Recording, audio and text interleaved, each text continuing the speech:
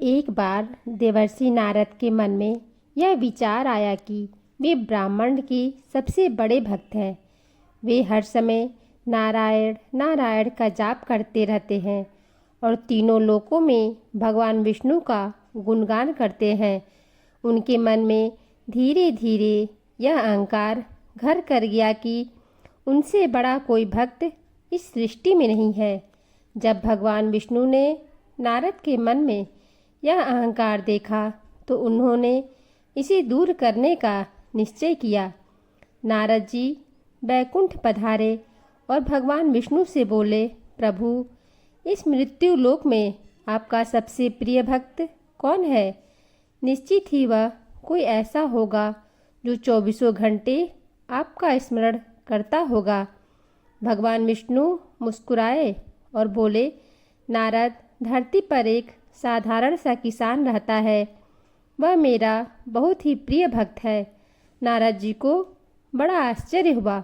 उन्होंने सोचा, एक साधारण किसान, वह भला मुझ जैसा तपस्वी और निरंतर नाम जपने वाले से बड़ा भक्त कैसे हो सकता है?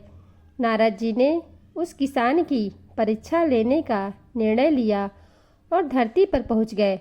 नारद जी ने छिप कर देखा कि किसान सुबह उठा, बस एक बार नारायण बोला और अपने हल बैल लेकर खेत पर चला गया। दिन भर उसने कड़ी मेहनत की। दोपहर में भोजन करते समय फिर एक बार भगवान का नाम लिया। शाम को घर लौटा, हाथ पैर धोए और सोने से पहले एक बार फिर भगवान को याद किया।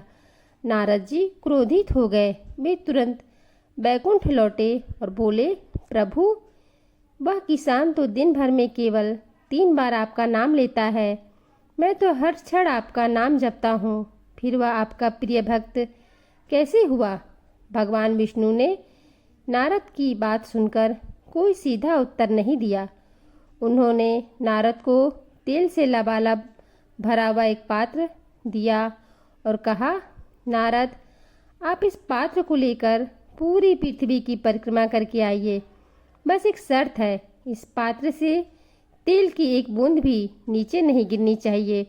नारद जी ने चुनौती स्वीकार की। उनका पूरा ध्यान उस तेल के पात्र पे था। वे बड़े संभल कर चले। हवा की गति को देखते हुए, अपना संतुलन बनाते हुए उन्होंने पूरी पृथ्वी की परिक्रमा की और वापस बैकुंठ पहुँचे। भगवान विष्णु ने पूछा, नारद, पृथ्वी की परिक्रमा के दौरान आपने कितनी बार मेरा नाम लिया? नारद जी हतप्रभ रह गए और बोले, प्रभु, मेरा पूरा ध्यान तो इस तेल के पात्र पर था ताकि तेल न गिर जाए। इस कठिन कार्य के बीच में आपका नाम लेना ही भूल गया। तब भगवान विष्णु ने बड़ी सौम्यता से कहा, नारद, यह उस किसान की महानता है। उसके पास परिवार की जिम्मेदारी, आजीविका का संघर्ष और कठिन परिश्रम का तेल से भरा पात्र है।